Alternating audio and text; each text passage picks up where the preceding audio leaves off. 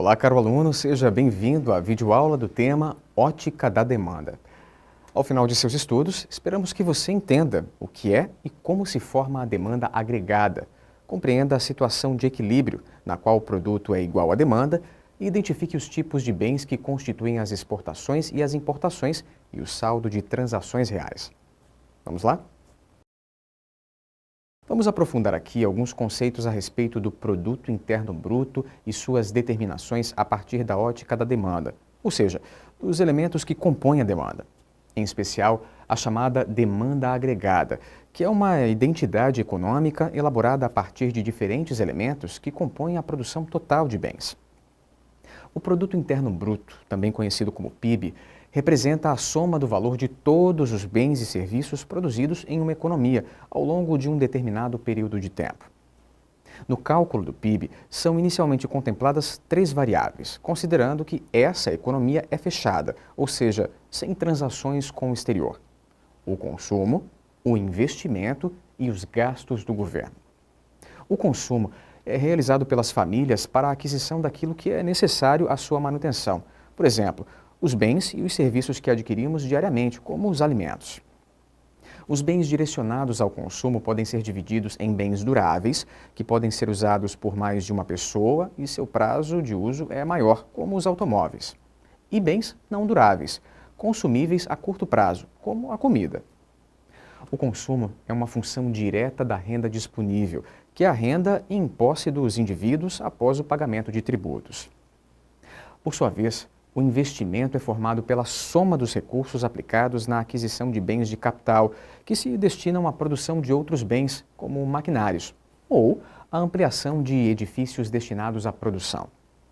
Bens de capital não são bens de consumo, eles geram bens de consumo. A variável mais importante para a determinação do investimento é a taxa de juros de longo prazo.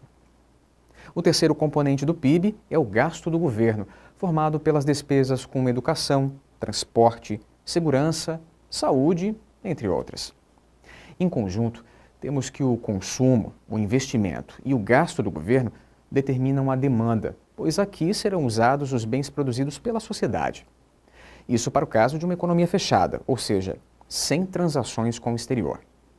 Assim, em condições de equilíbrio, observa-se a identidade PIB igual à demanda, ou seja, a soma dos bens produzidos é igual à soma dos bens demandados.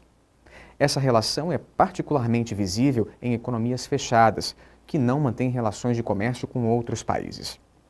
Já para as economias abertas, que mantêm relações comerciais com outras economias, a composição do PIB e da demanda deve levar em consideração as relações do país com o resto do mundo, por meio do chamado saldo em transações correntes.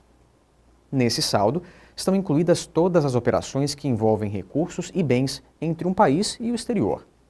Nas economias abertas, a incorporação das exportações e importações ao cálculo do PIB é importante para avaliarmos o montante de bens que foram enviados ao exterior, logo exportados, e os bens recebidos pela economia nacional por meio de atividades de importação.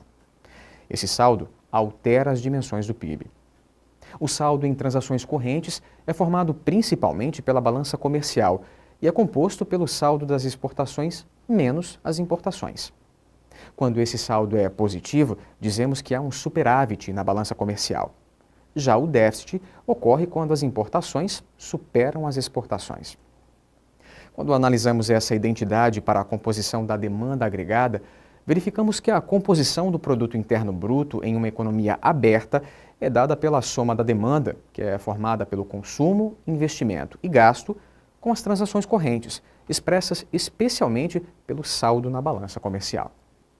Bem, chegamos ao final da nossa videoaula. Esperamos que você tenha aproveitado o nosso encontro e atingido os objetivos iniciais de aprendizagem com os conceitos de demanda agregada, PIB e a composição de suas variáveis.